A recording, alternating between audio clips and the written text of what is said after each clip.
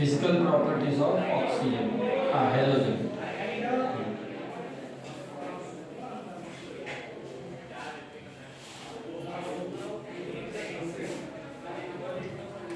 इसमें से एमसीक्यू आते हैं। Physical properties of halogen.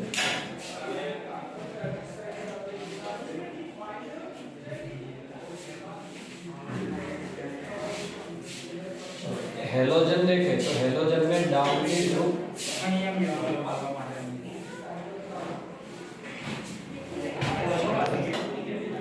Physical properties of halogen, तो हेलोजन है उसमें रेगुलर चेंज होता है।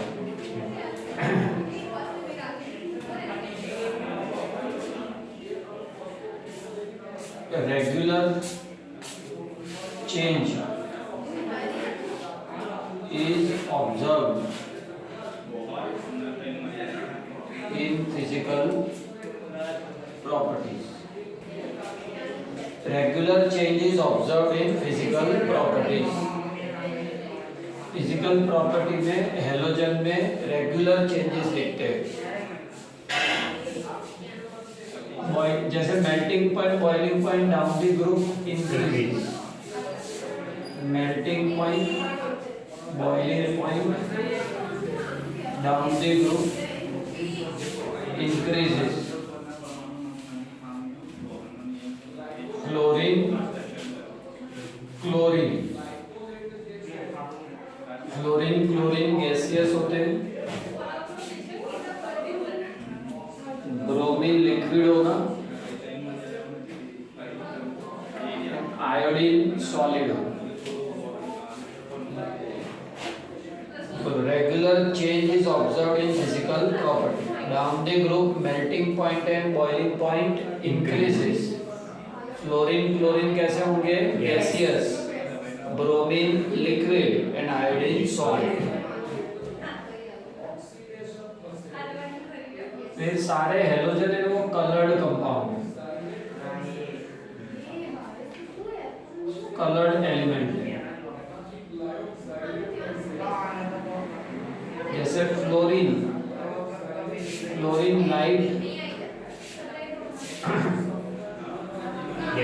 लाइट येलो कलर का होगा। क्लोरीन ग्रीनिश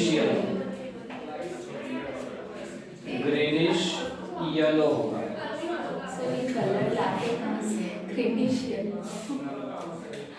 ब्रोमीन रेड होगा, आयोडीन वायलेट है। Chlorine light yellow, chlorine greenish, bromine red and iodine violet. Colour क्यों होता है? क्योंकि जब सनलाइट उनके ऊपर पड़ती है तो ये उसमें से विजिबल रीजन के रेस को एब्सॉर्ब करते हैं, देन एमिट करते हैं।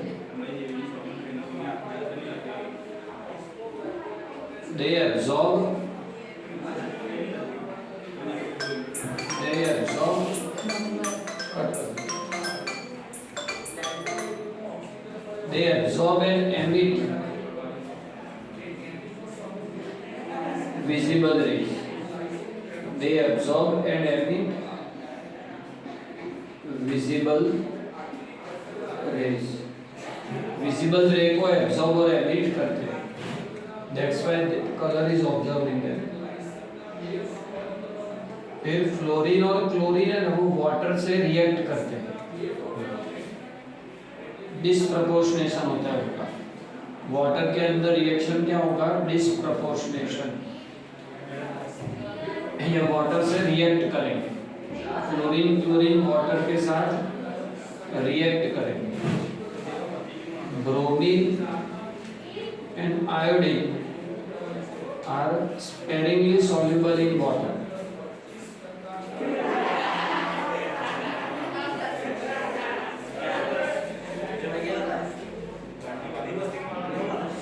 क्लोरीन वाटर के साथ रिएक्ट करेंगे, bromine iodine sparingly soluble in water, but they are soluble in organic solvents. They are soluble in organic solvent such as CCl4, CH2, carbon disulfide, carbon tetrachloride benzene organic solvent में dissolve हो जाते हैं। अब यहाँ देखना एक exception है,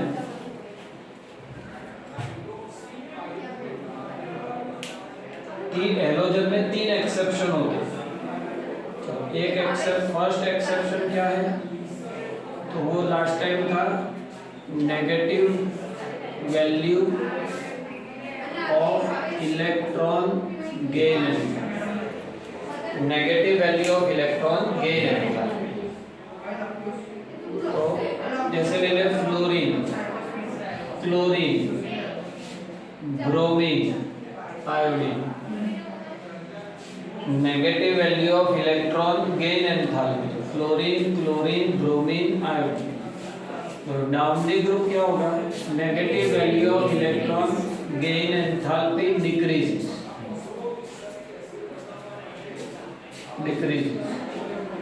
और फ्लोरीन टू क्लोरीन इंक्रीज होता है।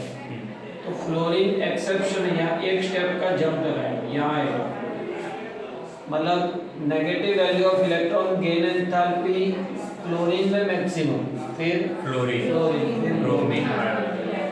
ये कल देखा था, तीनों 3 एक्सेप्शन है, तीनों एक साथ लिख रहा है। अब एक्सेप्शन है bond enthalpy, halogen halogen bond enthalpy, XX bond dissociation enthalpy. बोलो अब क्या है, bond XX bond dissociation enthalpy, X bond dissociation enthalpy. उसमें fluorine chlorine, chlorine chlorine, bromine iodine, fluorine chlorine bromine iodine. तो बॉन्ड डिसोसिएशन एंथैल्पी में भी fluorine में exception है, फ्लोरीन 2 स्टेप का जंप लगाएगा। बॉन्ड डिसोसिएशन एंथैल्पी में भी फ्लोरीन एक्सेप्शन है, 2 स्टेप का जंप, सबसे ज्यादा क्लोरीन, फिर ब्रोमीन, फिर आयोडीन, और फ्लोरीन यहाँ आए समझ में। अब समझते हैं ऐसा क्यों, तो एक और एक्सेप्शन लिख देते साथ में, बॉइलिंग पॉइंट ऑफ हाइड्राइड या hydrogen halide, HF, HCl, HBr, HF। Boiling point क्या होगा, HF, HCl, HBr, HF। तो इसका सबसे ज्यादा होगा, बोलो इसका बॉइलिंग पॉइंट सबसे ज्यादा होगा, HF, HCl, HBr, HF। उसमें HF है उसका सबसे ज्यादा, आया समझ में। बॉइलिंग पॉइंट किसका सबसे ज्यादा होगा, HF, due to H bonding, due to hydrogen bonding. हो गया, अच्छा ये समझते हैं। अब भाई फ्लोरीन में बॉन्ड एंथैल्पी क्यों कम है, तो यहाँ देखो ये फ्लोरीन है, अब फ्लोरीन के पास 3 लोन पेयर है,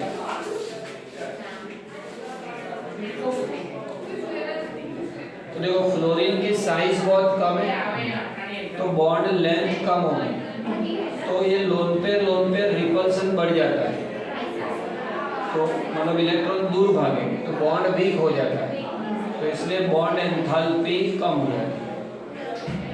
फ्लोरीन की साइज कम है, तो नजदीक नजदीक बैठ जाएंगे, तो लोन पे रिपल्सन बढ़ जाएगा, तो इसलिए बॉन्ड अनस्टेबल होगा, तो इसलिए बॉन्ड डिसोसिएशन एंथैल्पी कम होगा।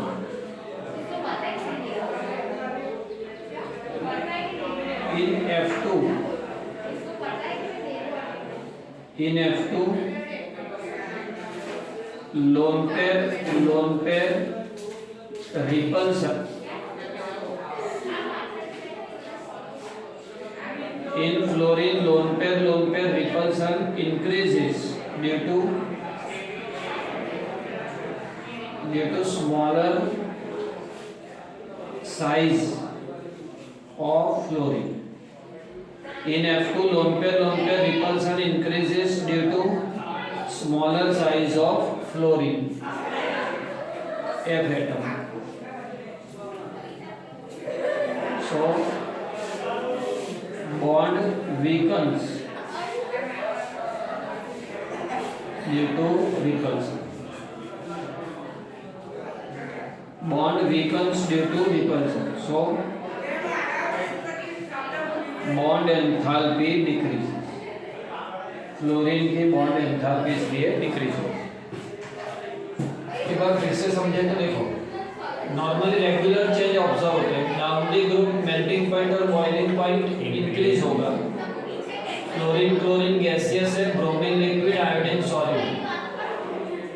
फिर फ्लोरीन लाइट येलो है, chlorine greenish yellow, bromine red, iodine violet. They absorb and emit visible rays. Fluorine chlorine water में रिएक्ट करते हैं तो डिसॉल्व हो जाएगी, पर ये डिसॉल्व नहीं होगी, और ये ऑर्गेनिक सॉल्वेंट में डिसॉल्व हो जाएगी। बॉन्ड एंथैल्पी देखें तो बॉन्ड एंथैल्पी में फ्लोरीन एक्सेप्शन है, इसकी क्या होगी? ज्यादा, सॉरी कम। फ्लोरीन की ब्रोमीन से भी कम। क्यों कम है? क्योंकि साइज कम है उसकी, तो नजदीक आ जाएंगे तो लोन पे रिपल्सन इंक्रीज हो जाएगा, तो बॉन्ड वीक हो जाएगा, तो बॉन्ड एंथैल्पी कम हो जाएगी। तो मतलब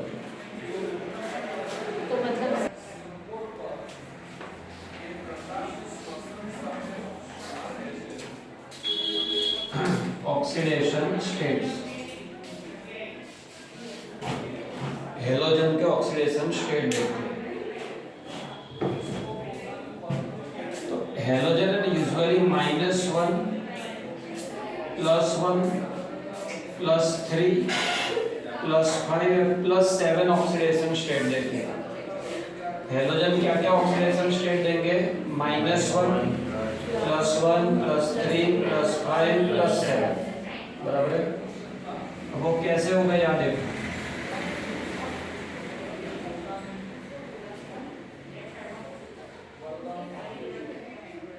ये NS है,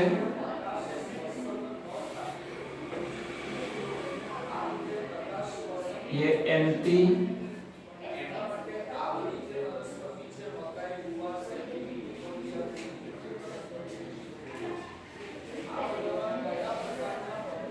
और ये MD।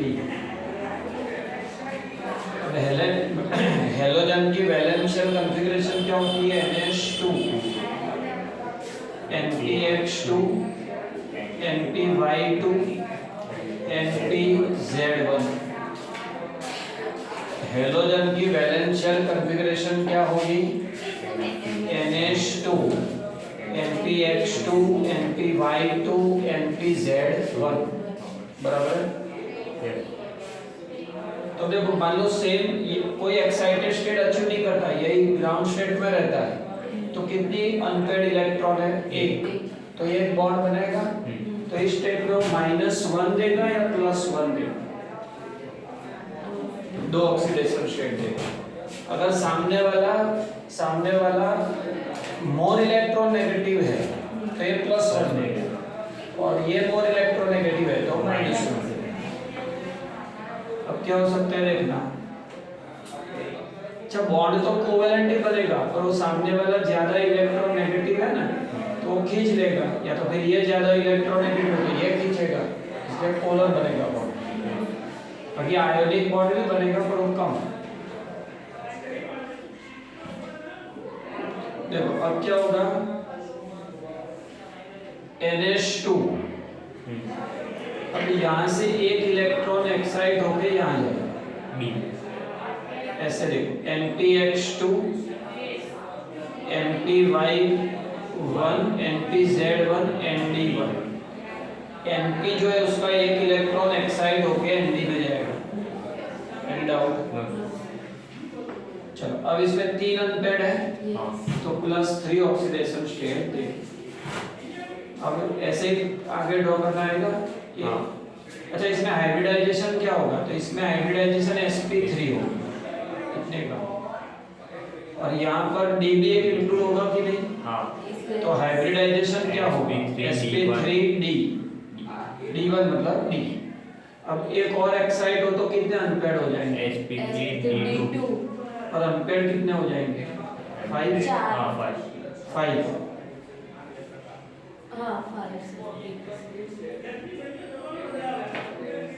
चलो मतलब ये भी एक्साइड हो गया, तो दो अनपेड यहाँ हो गए तो 5 हो गए, तो ये हाइब्रिडाइजेशन होगा sp3d2 और +5 सॉरी, और जब ये भी एक्साइड होगा तो sp3d3 और उसमें +7 बोले तो आ जाएगा। अच्छा अब ऐसा देखा गया कि हैलोजन ये जो हायर ऑक्सीडेशन स्टेट है वो more electronegative element oxygen and fluorine के साथ ही देते हैं, वो तो बराबर ही है ना। अगर हैलोजन खुद ज्यादा इलेक्ट्रोनेगेटिव है तो ये खींचेगा तो प्लस थोड़ी बनेगा, तो halogens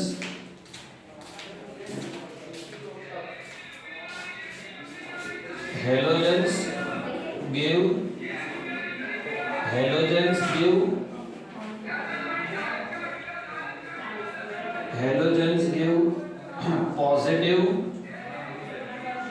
oxidation states. Halogens give positive oxidation states with more electronegative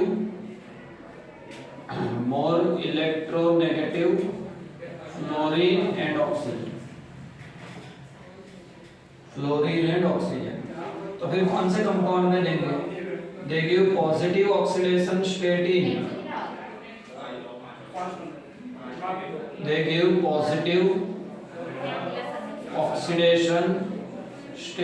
in oxoacid. They give positive oxidation state in oxoacid, oxide and interhalogen compound.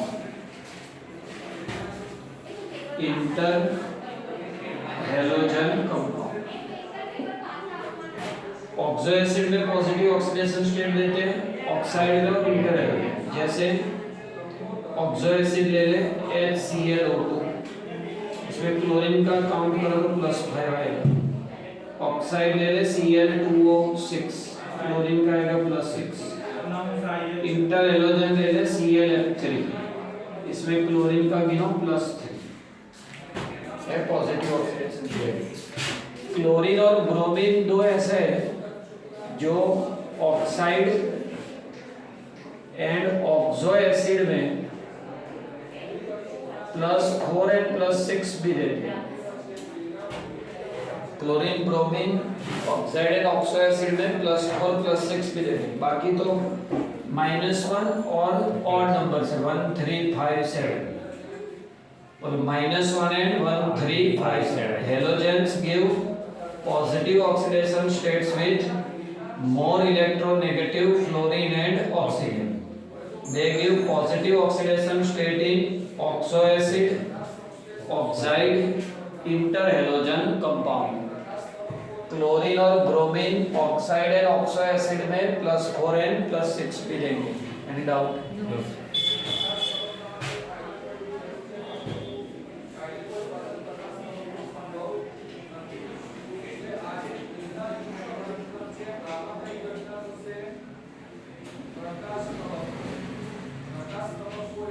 Fluorine को भी पॉजिटिव ऑक्सीडेशन स्टेट मिलेगा। फ्लोरीन और fluorine has only one oxidation state minus.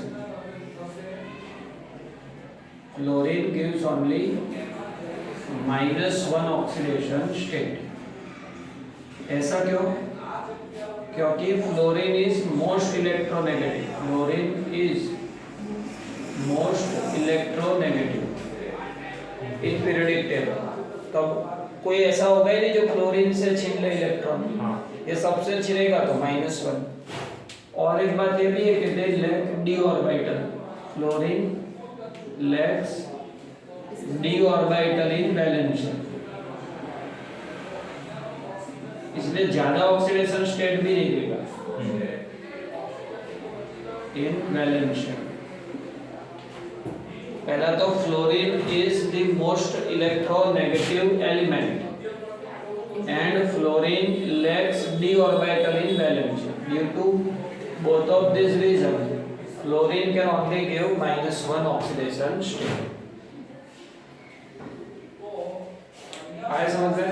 चलो अब एक point है react, मतलब यही थ्योरम लंबा है, एमसीक्यू में पूछेंगे ज्यादा तो। अब रिएक्टिविटी, ये ऑक्सीडेशन स्टेट हो गया। अब पॉइंट है रिएक्टिविटी। तो हेलोजन की रिएक्टिविटी क्या होती है? टुवर्ड्स इलेक्ट्रॉन गेनिंग की डोनेटिंग? गेन। हेलोजन तो नॉन मेटल्स है, तो इलेक्ट्रॉन गेन कर रहे हैं। तो डाउन दी ग्रुप आप सोचो, साइज बढ़ेगी तो गेनिंग टेंडेंसी कम होती है, कम होगी। साइज बढ़ेगी फिर न्यूक्लियस तो अंदर बैठा होगा, तो इलेक्ट्रॉन अट्रैक्शन कम। तो down the group reactivity decreases, reactivity decreases. बोलो जैसे जैसे नीचे जाएंगे क्या होगा? रिएक्टिविटी कम होती जाएगी। क्लोरीन सबसे रिएक्टिव है और आयोडीन सबसे कम रिएक्टिव है। Down the group reactivity decreases as metallic character, non metallic character decreases. Non metallic character decreases. फिर से डाउन द ग्रुप रिएक्टिविटी कम होगी, रिएक्टिविटी कम होगी तो नॉन मेटालिक कैरेक्टर कम होता जाएगा। बोले इसमें कोई डाउट? चलो रिएक्टिविटी के बाद आएगा ऑक्सीडाइजिंग स्ट्रेंथ।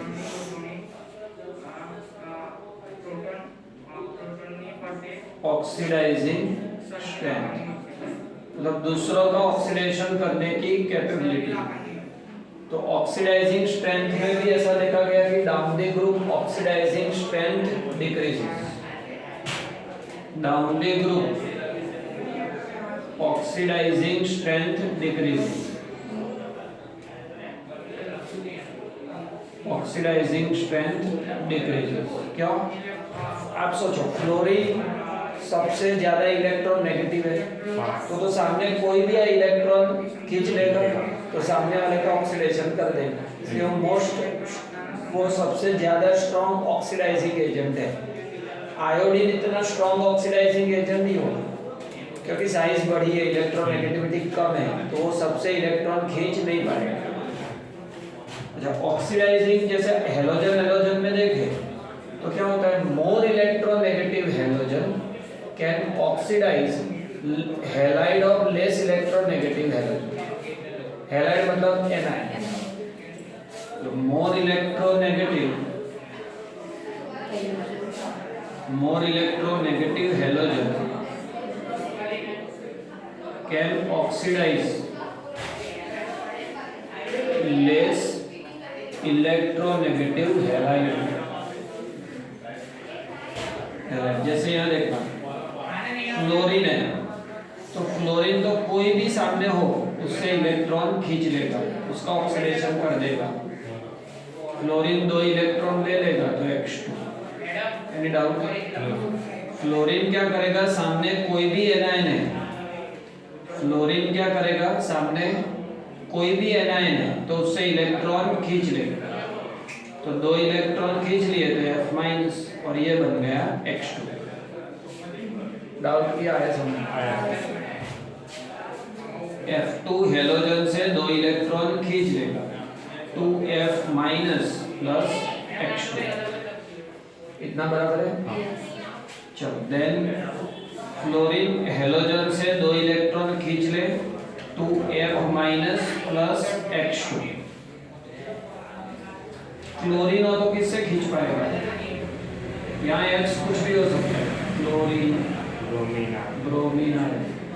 क्लोरीन हो तो ब्रोमीन आयोडीन से ही खींच पाएगा। 2Cl minus H2। ब्रोमीन है तो आयोडीन से। क्या समझ में? चलो वाटर से रिएक्शन देखते हैं, फोटो ले लो। ये एक्चुअली हेलोजन के आइडेंटिफिकेशन टेस्ट है। मान लो कोई सॉल्यूशन है, हमें जानना है कि उसमें क्लोराइड प्रेजेंट है कि नहीं, तो उसमें से फ्लोरीन पास करो। अगर फ्लोरीन पास किया, अगर क्लोराइड है तो वो क्लोरीन रिलीज करेगा Cl2। तो क्लोरीन रिलीज करेगा तो क्लोरीन का कलर होता है ग्रीनिश येलो, तो पता चल जाएगा कि क्लोरीन है। तो these are identification test of halogen. बाजू में लिख देना, आइडेंटिफिकेशन टेस्ट ऑफ हेलोजन। इसे कहते हैं लेयर टेस्ट। तो नाम क्या होगा? Layer test. These are identification test of halogen, which is called layer test. तो यहाँ तक आया समझ में? अब पानी से रिएक्शन में कैसे डिफर करेंगे? फ्लोरीन ऐसा है जो पानी में से ऑक्सीजन है उसका ऑक्सीडेशन कर देगा, क्योंकि वो स्ट्रॉन्ग ऑक्सीडाइजिंग एजेंट है। फ्लोरीन वाटर में से किसका? ऑक्सीजन का ऑक्सीडेशन कर देगा, क्योंकि वो स्ट्रॉन्ग ऑक्सीडाइजिंग एजेंट है।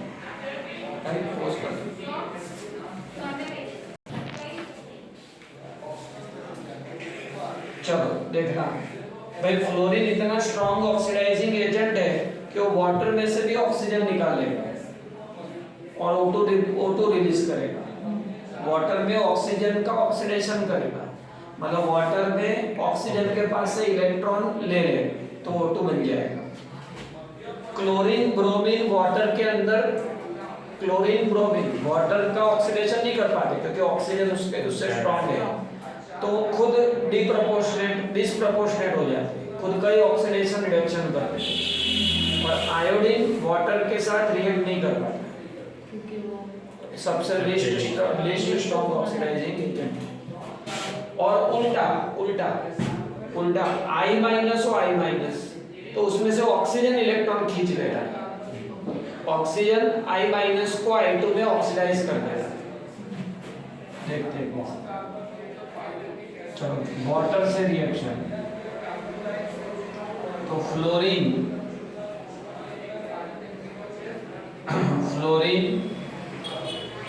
वाटर का क्या करेगा? ऑक्सीडेशन। फ्लोरीन जो है वो वाटर का क्या करेगा? ऑक्सीडेशन। चलो कैसे करेगा? यहाँ पे यहाँ ऑक्साइड है कि नहीं है? H में क्या है? प्लस। H के अंदर प्लस और O के अंदर -2। तब क्या होगा? देखो दो ऑक्साइड है तो 4 इलेक्ट्रॉन कौन ले लेगा? फ्लोरीन। तो 4F माइनस और ये बनेगा O2, 4H plus. Any doubt? जैसे 2F2 plus 2H2O, 2F2 plus 2H2O। तो ये ऑक्साइड क्या करेगा? यहाँ से इलेक्ट्रॉन एब्सॉर्ब कर लेगा। बोलो ऑक्साइड क्या करेगा? यहाँ से इलेक्ट्रॉन ले लेगा, तो क्या बनेगा? F minus. क्या बचेगा? O2 plus 4H plus. बराबर है? फ्लोरीन ने ऑक्सीजन को ऑक्सीडाइज कर दी, बट मान लो क्लोरीन ब्रोमीन है, तो वाटर के अंदर क्या होगा? ऑक्सीडाइज, डिसोसिएट, डिस्प्रपोर्शनेट होते हैं।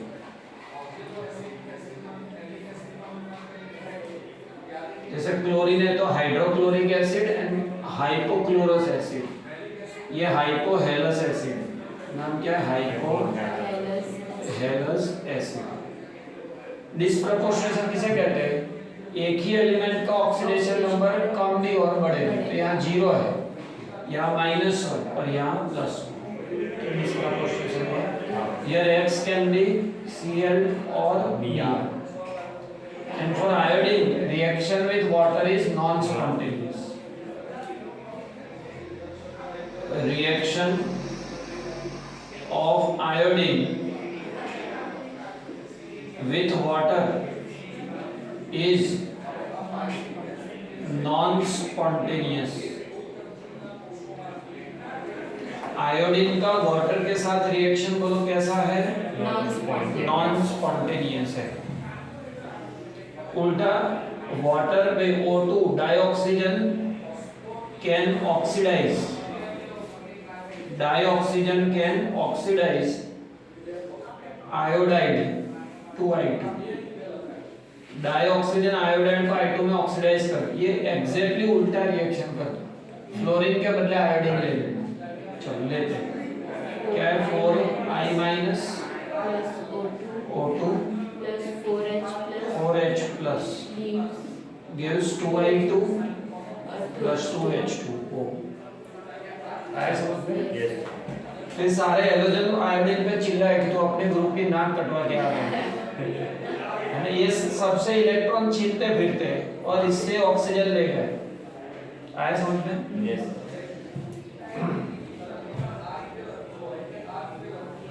चलो ये टॉपिक खत्म हुआ। क्या क्या क्या थे पॉइंट्स इसमें? पहले ऑक्सीडेशन नंबर लिखा, फिर रिएक्टिविटी, फिर ऑक्सीडाइजिंग स्ट्रेंथ या ऑक्सीडाइजिंग कैरेक्टर, और फिर रिएक्शन विद वाटर। एक और रह गया सर, अब देखना हेलोजन क्या है? स्ट्रॉन्ग ऑक्सीडाइजिंग एजेंट है कि स्ट्रॉन्ग रिड्यूसिंग? स्ट्रॉन्ग ऑक्सीडाइजिंग, मतलब खुद का क्या होगा? रिडक्शन। तो oxidizing strength of halogen depends on their potential, reduction potential। कैसे?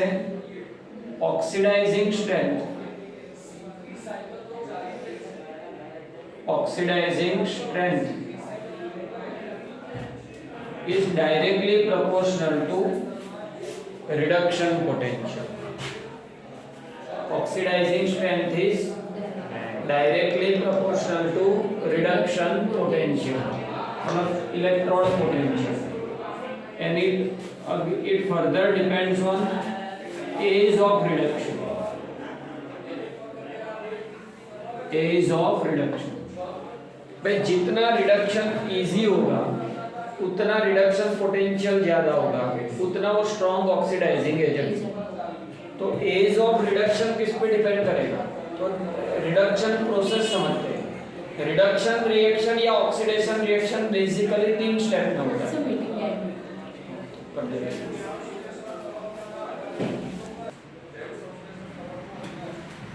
चलो फिर से, oxidizing strength is proportional to electrode potential is proportional to ease of reduction. तो रिडक्शन का इजीली होगा। तो रिडक्शन में 3 स्टेप होते हैं, ऑक्सीडेशन में भी 3। चलो तो रिडक्शन रिएक्शन कैसे होता है वो देखते हैं। फर्स्ट स्टेप होता है बॉन्ड डिसोसिएशन। बॉन्ड डिसोसिएशन जैसे हेलोजन है मान लो, फ्लोरीन क्लोरीन, तो पहले उसका बॉन्ड डिसोसिएट होगा और गैसियस एटम फ्री होगा। इसमें जो एंथैल्पी चाहिए उसे कहेंगे बॉन्ड डिसोसिएशन एंथैल्पी। बोलो फर्स्ट स्टेप में क्या होगा? Bond dissociation. इसमें जो एंथैल्पी चाहिए उसे क्या कहेंगे? Bond dissociation enthalpy. चलो इसमें एनर्जी एब्जॉर्ब होगी कि रिलीज होगी? एब्जॉर्ब होगी, तोड़ना पड़ेगा ना बॉन्ड, तो एब्जॉर्ब होगी। ये एंडो है। अब जैसे मेटल का ऑक्सीडेशन हो ना, उसमें ये स्टेप अलग होता है। मेटल का ऑक्सीडेशन है वो भी 3 स्टेप में होगा। और उसमें फर्स्ट स्टेप क्या होगा? सब्लिमेशन। सोडियम जैसे सॉलिड है तो उसको गैस में कन्वर्ट करो। ऑक्सीडेशन में यहाँ सब्लिमेशन, वो भी एंडो ही है। फिर सेकंड होगा इलेक्ट्रॉन गेनिंग। उसमें सेकंड स्टेप होगा आयनाइजेशन, इलेक्ट्रॉन रिलीजिंग, रिडक्शन में इलेक्ट्रॉन गेन। अब ये जो गैसियस एटम है वो इलेक्ट्रॉन गेन करके गैसियस आयन बना देगा, गैसियस आयन। अब ये इलेक्ट्रॉन गेन करेंगे, बोले इलेक्ट्रॉन गेन करेंगे तो इसमें एनर्जी रिलीज होगी, उसे कहेंगे एक्सो। इसमें एनर्जी रिलीज होगी उसे क्या कहेंगे, एक्सो। और थर्ड क्या होगा, थर्ड होगा हाइड्रेशन। ये स्टेप ऑक्सीडेशन रिडक्शन में कॉमन होता है, हाइड्रेशन। तो हाइड्रेशन में क्या होगा, जो गैसियस एनायन बना वो वाटर से जुड़ जाएगा, बोलो गैसियस एनायन बना वो वाटर से जुड़ जाएगा, तो अब ये एक्वियस हो जाएगा। इसमें भी एनर्जी रिलीज होगी, इसे कहेंगे हाइड्रेशन एनर्जी। एक बार फिर से क्या बताया, एक तो क्या होगा, reduction reaction takes place in 3 step. पहला बॉन्ड डिसोसिएशन, बॉन्ड टूटेगा, फिर इलेक्ट्रॉन गेन करेगा, फिर हाइड्रेशन होगा। Bond dissociation takes place in 3 steps. पहला बॉन्ड ब्रेक होगा, उसमें एनर्जी एब्जॉर्ब होगी, फिर इलेक्ट्रॉन गेन करेगा, उसमें रिलीज होगी, हाइड्रेशन होगा, उसमें एनर्जी रिलीज होगी। पोज करते हैं। अब देखो कोई भी रिएक्शन कब इजी होता है पता है, जब उसमें एनर्जी ज्यादा रिलीज हो, एब्जॉर्ब कम है। तो बोलो for the ease of reduction, for the ease of reduction ये कम होनी चाहिए कि ज्यादा, कम, बॉन्ड डिसोसिएशन कम। फिर ये इलेक्ट्रॉन गेनिंग रिलीज हो रही है तो ज्यादा, ये भी ज्यादा, ये भी रिलीज हो रही है। ऑक्सीडेशन में क्या होता है, सोडियम ले तो पहले उसका सब्लिमेशन करते हैं, गैस में कन्वर्ट करते हैं, फिर गैसियस एलिमेंट में से इलेक्ट्रॉन रिलीज करते हैं, गैसियस एलिमेंट में से क्या करेंगे, इलेक्ट्रॉन रिलीज करेंगे, वो भी एक एंडो होगा, वो भी एंडो, ये भी एंडो। फिर क्या होगा, हाइड्रेशन में क्या होगा, Na+ है उसके साथ वाटर जुड़ जाएगा। हाँ उसमें ये हमेशा एक्सो होता है, हाइड्रेशन इज ऑलवेज एक्सोथर्मल, तो उसमें दोनों एंडो है, ये एक्सो। तो ऑक्सीडेशन कब इजी होगा, जब सब्लिमेशन एंथैल्पी कम हो, आयनाइजेशन एंथैल्पी कम हो और ये ज्यादा।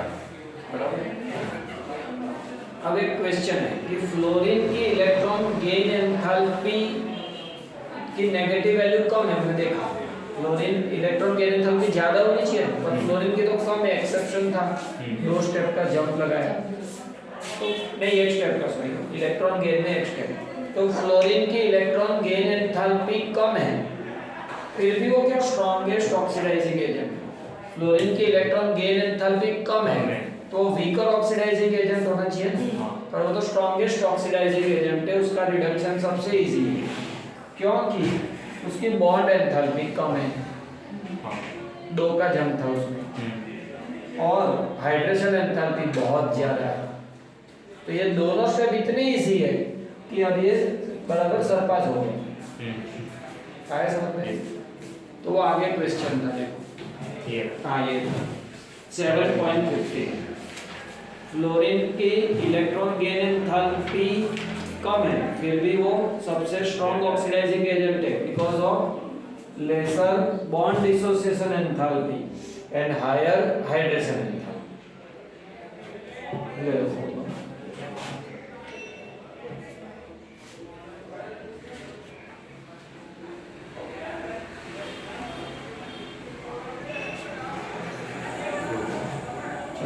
अब हाइड्राइड ऑक्साइड है तो पहले ऑक्साइड देखो लंबा है इसमें,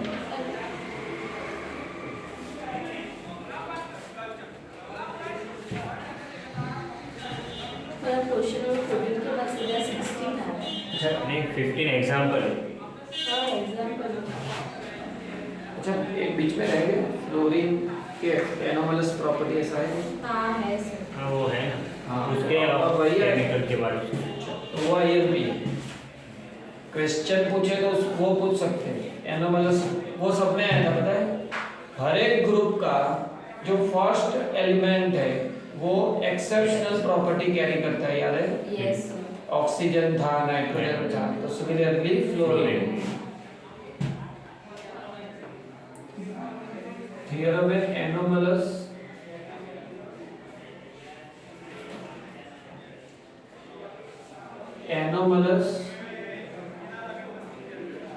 प्रॉपर्टीज ऑफ फ्लोरीन।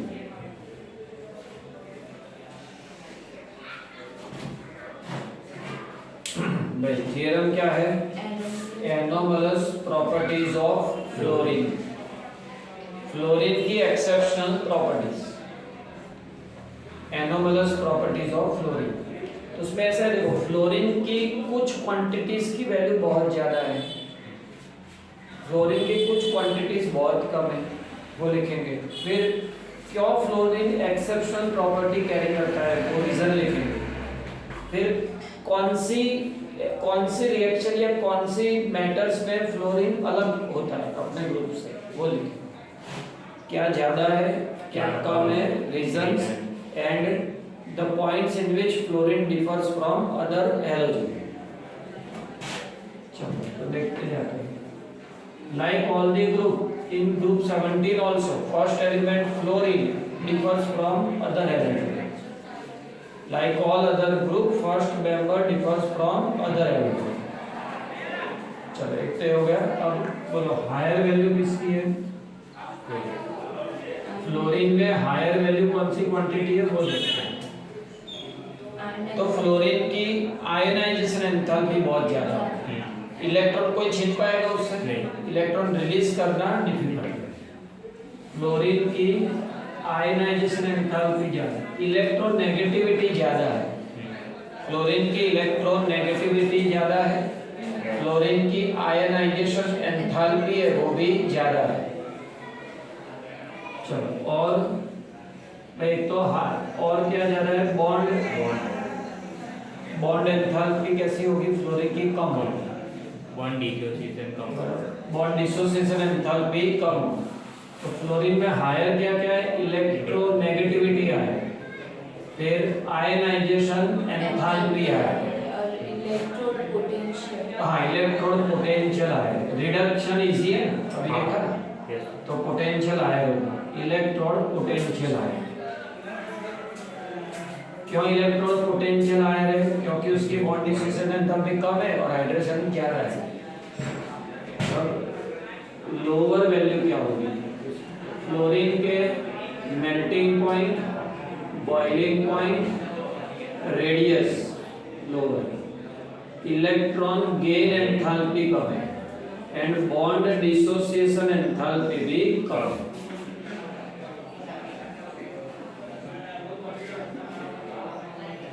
फ्लोरीन के भी क्या क्या लोअर है? Melting point, boiling point, radius, electron gain enthalpy and bond dissociation enthalpy. आया समझ में? चलो देन रीजंस भाई क्यों फ्लोरीन अलग पड़ता है? तो रीजंस आगे भी वही थे, smaller size, high electron, small size, high electronegativity, lack of d orbital, lack of d orbital and low electron gain, low electron gain, originally का bond dissociation, bond dissociation, low bond dissociation and lower bond dissociation enthalpy। भाई fluorine क्यों exceptional property carry करता है? Due to small size, higher electronegativity, lack of D orbital, low bond dissociation enthalpy. यहाँ तक आया समझ में? चलो कौन सी कोई प्रॉपर्टीज में अलग होता है? तो फ्लोरीन के मोस्टली रिएक्शन हाईली एक्सोथर्मिक, बहुत ज्यादा हीट रिलीज करता है। क्यों पता है? क्योंकि फ्लोरीन है वो स्ट्रॉन्ग बॉन्ड बनाएगा, साइज छोटी है तो बॉन्ड स्ट्रॉन्ग बनेगा तो ज्यादा हीट रिलीज होगी। फ्लोरीन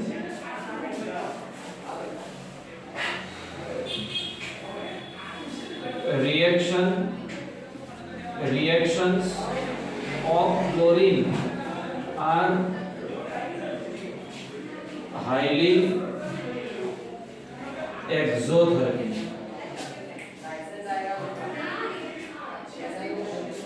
क्या बताया? Reactions of chlorine are highly exothermic due to reactions of chlorine are highly exothermic due to strong bond formation by chlorine. Strong bond formation by chlorine. फिर oxo acid है तो fluorine एक ही oxo acid देगा. Fluorine gives only one oxo acid.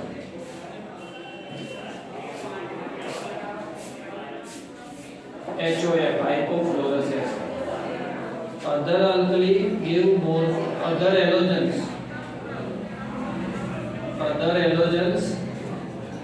give more than one oxo acid. More than one oxo acid.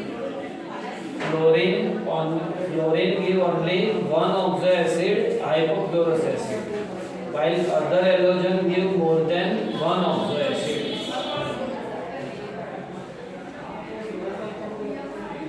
Fluorine का hydride है HF, तो HF है तो उसमें H बॉन्ड बनता है, इंटरमोलेकुलर H बॉन्ड बनता है, इसलिए इसका बॉइलिंग पॉइंट ज्यादा होगा, बॉइलिंग पॉइंट हाई होगा, मैक्सिमम. फ्लोरीन का हाइड्राइड है उसका बॉइलिंग पॉइंट मैक्सिमम है due to H bond formation.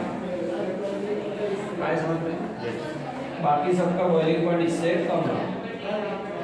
कौन से तीन कैरेक्टरिस्टिक पे अलग पड़ता है? एक, फ्लोरीन एक ही ऑक्सो एसिड देगा, रेस्ट ऑफ द एलिमेंट एक से ज्यादा. Other halogens give more than one oxo acid. फिर फ्लोरीन की रिएक्शंस में बहुत ज्यादा एनर्जी रिलीज होती है due to strong bond formation. HF का बॉइलिंग पॉइंट ज्यादा है ड्यू टू H बॉन्ड. बराबर है? नेक्स्ट हाइड्राइड देखते हैं. देखिएगा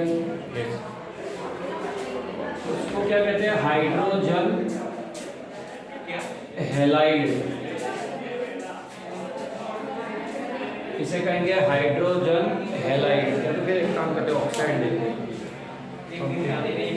पोस्ट कर दो इसको.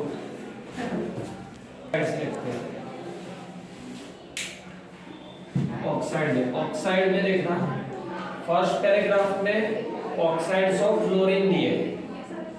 सेकंड पैरा इंपॉर्टेंट है क्योंकि उसमें से क्वेश्चन बनता है. उसमें स्टेबल ऑक्साइड की स्टेबिलिटी का ऑर्डर एक्सप्लेन किया है, रीजन बताए. फिर क्लोरीन के ऑक्साइड, ब्रोमीन के ऑक्साइड, आयोडीन. चलो फर्स्ट पैरा में फ्लोरीन के, थर्ड में क्लोरीन, फोर्थ में ब्रोमीन, फिफ्थ में आयोडीन, और बीच में जो सेकंड पैरा उसमें ऑक्साइड्स की स्टेबिलिटी को कंपेयर किया. लाओ madam.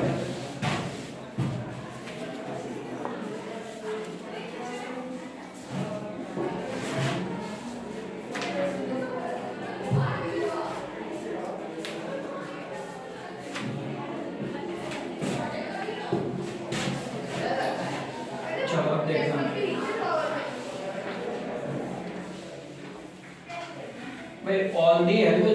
all the halogen form different oxides, but most of them are unstable.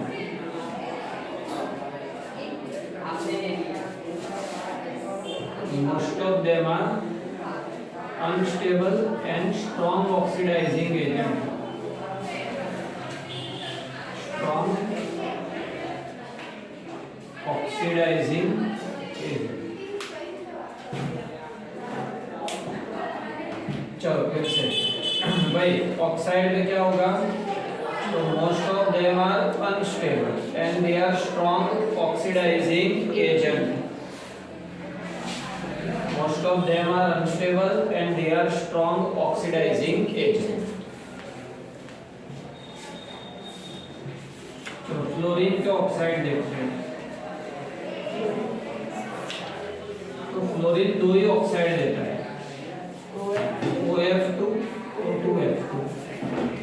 उसमें रूम टेम्परेचर पे यही स्टेबल है, ये अनस्टेबल है। फ्लोरीन दो ही ऑक्साइड देता है, OF2 O2F2 रूम टेम्परेचर पे स्टेबल है। अच्छा, ये नाम कैसे होते हैं? जैसे ऑक्साइड, हाइड्राइड, कंपाउंड तो दो है। अब इसमें दिक्कत है, इसको फ्लोरीन का ऑक्साइड करें कि ऑक्सीजन का फ्लोराइड, दो कह सकते हैं ना। तो फिर इसमें क्या होता है, सरनेम मोर इलेक्ट्रोनेगेटिव एलिमेंट की लगती है, जो पीछे सरनेम किसकी लगती है, वो इलेक्ट्रॉनिक तो इसमें कौन ज्यादा इलेक्ट्रोनेगेटिव, क्लोरीन। तो इसको ऑक्सीजन के फ्लोराइड है, ऐसे समझते हैं। They are called oxygen fluoride.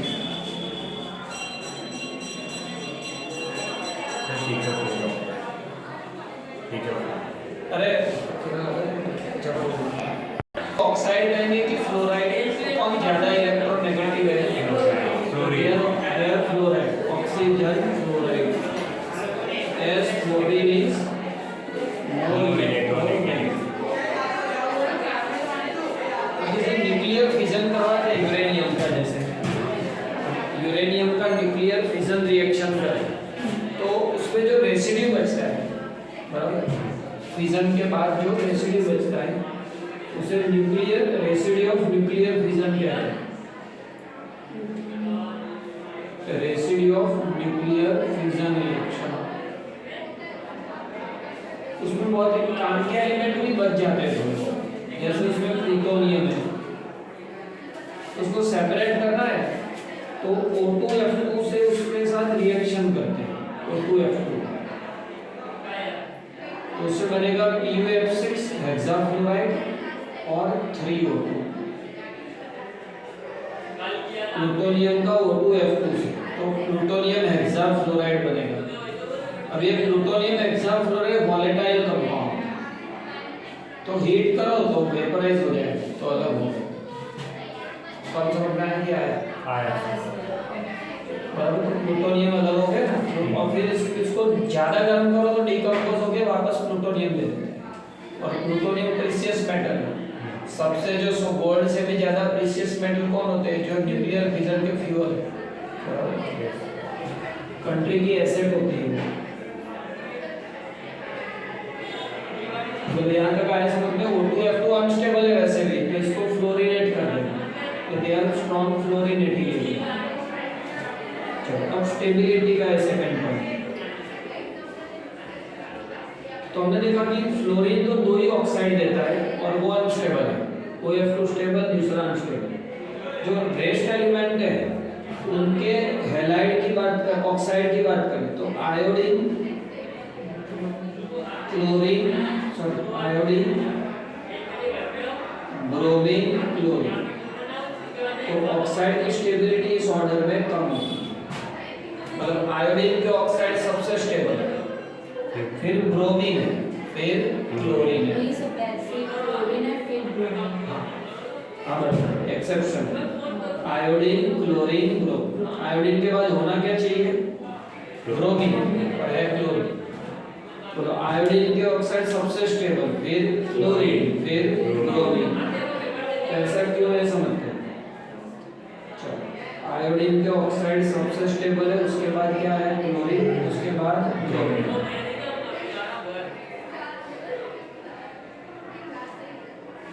चलो, आयोडीन के ऑक्साइड स्टेबल है, उसका रीजन क्या, फिर क्लोरीन के ऑक्साइड स्टेबल है, उसका रीजन क्या। तो क्लोरीन में रीजन ये दिया है कि chlorine has smaller d orbital, smaller d orbital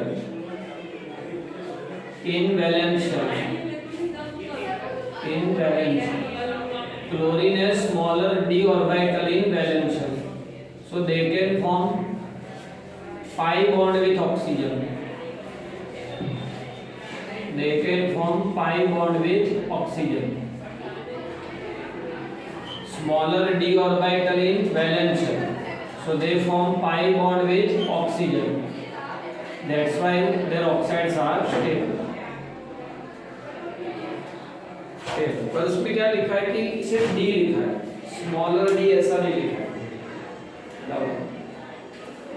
ऐसा लिखा पोलराइज वो तो आयोडीन में लिखा है, वो आयोडीन। तो ये करेक्शन कर देना तुम। क्लोरीन का रीजन देखे तो multiple bond formation between chlorine and oxygen take place due to availability of D order. Higher oxides of element. अच्छा रीजन लिखा है, इतना छोटा ही पैराग्राफ दिया है क्या? 3 लाइन का। नहीं इसमें ज्यादा नहीं है, ज्यादा ज़्यादा है। तो क्लोरीन की ये रीजन है, तो डी ऑर्बिटल ऐसा लिखा होगा क्लोरीन में, तो स्मॉलर लिख दो। 3D होती है ना, वो स्मॉलर लिख दो। ये बुक पुरानी, इसमें रीजन लिखा ही नहीं। ऐसा लिख दिया कि भाई ये ऑर्डर किसके कारण है, तो due to kinetics thermodynamics. Combination kinetics और थर्मोडायनेमिक्स के कारण ये ऑर्डर है। आयोडीन में क्या है रीजन, तो आयोडीन और ऑक्सीजन का जो कंपाउंड है उसमें आयोडीन की साइज ज्यादा है, तो इसलिए पोलराइजेबिलिटी ज्यादा होगी, तो पोलराइजेशन ज्यादा होगा, मोर पोलराइजेशन। तो चार्ज ज्यादा आएगा तो स्टेबिलिटी बढ़ जाएगी। By compound, due to more polarizability of iodine and oxygen, polarization increases, which increases stability. And bromine में लिख दिया, it lacks both of the factor. yes It lacks both the factor. Both the factor. आए समझ में? चलो अब chlorine है, तो क्लोरीन क्या ऑक्साइड देगा, ClO2 Cl2O Cl2O6 Cl2O6। ये ऑक्साइड हाईली अनस्टेबल है और स्ट्रॉन्ग ऑक्सीडाइजिंग एजेंट है। Strong oxidizing agent, they oxidizes other element explosively.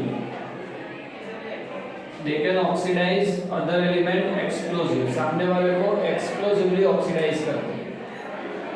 कैसे बोलो, unstable, फिर strong oxidizing agent और explosive।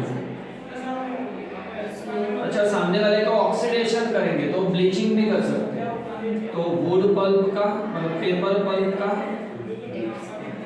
और टेक्सटाइल मतलब कपड़े का,